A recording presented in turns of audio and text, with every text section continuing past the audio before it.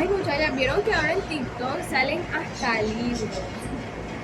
Sí, yo en TikTok me he leído varios libros. Y hasta poemas. Pelas, imagínense que en TikTok me apareció un cuento de Gabriel García Márquez, lo cual me pareció interesante. Cuéntanos. El cuento se trata que en un pequeño pueblo junto al mar, un lugar muy tranquilo, un día los niños salieron a la playa a jugar y notaron algo muy raro, algo flotando en el mar. Al principio ellos pensaron que era un barco, incluso una ballena, pero luego se acercaron y vaya sorpresa que se llevaron. Un ahogado, un hombre que llegó al océano. Los niños empezaron a jugar con él, enterrándolo, tras desenterrándolo, hasta que un adulto se dio cuenta y llamó al resto del pueblo.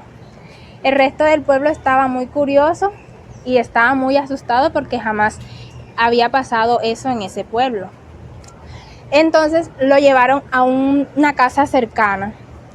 Las mujeres empezaron a cuidarlo, a limpiarlo y se dieron cuenta que no era un simple muerto, sino que era un hombre hermoso, con una estatura imponente. Luego, una de las mujeres, la más anciana, lo miró y le dijo, tiene cara de llamarse Esteban, lo cual ellos estuvieron de acuerdo y lo llamaron Esteban. Pero empezaron a imaginar cómo sería la vida de Esteban si estuviera vivo, y a la vez estaba muy triste porque no tuvieron la oportunidad de conocerlo. Ay, sí, ves, yo también me leí esa historia hace mucho tiempo.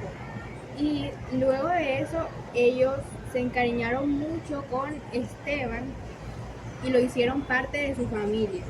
Ya cuando llegó el momento de despedirse de él, todos en el pueblo estaban muy tristes, hasta los hombres que no entendían cuál era el alboroto de las mujeres con ese hombre.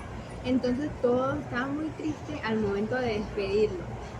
Y bueno, ya lo despidieron. Entonces, bueno, esta historia fue... Pero ¿por qué los hombres estaban tan tristes si nadie lo conocía? No entiendo. Porque se encariñaron mucho con el cuerpo, con él.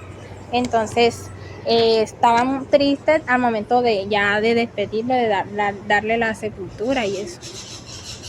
Entonces, pues esta historia es muy interesante y es muy conmovedora porque nos enseña que una pequeña cosa puede cambiar todo, porque luego de que Esteban estuvo en el pueblo, ellos se motivaron a cambiar toda su, o sea, como su realidad, hacer todo más alegre, más colorido, para que todo que pasara por ahí dijera que ese era el pueblo de Esteban. Entonces fue muy interesante y es muy, no sé.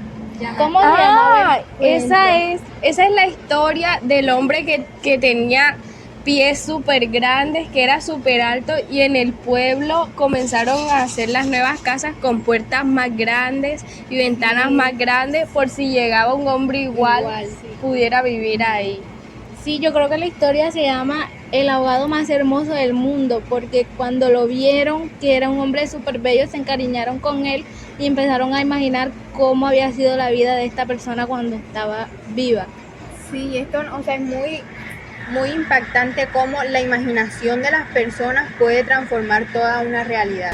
Lo que más me llamó la atención del cuento El ahogado más hermoso del mundo es que este hombre, el que llamaron Esteban, cambió todo el pueblo. O sea, de tener un lugar gris y apagado, las personas empezaron a querer tener casas coloridas, jardines con flores, y solamente de cómo ellos se empezaron a imaginar cómo sería la vida si este hombre estuviera vivo. O sea, esto nos da a entender cómo la imaginación de las personas hace cambiar la realidad en la que viven.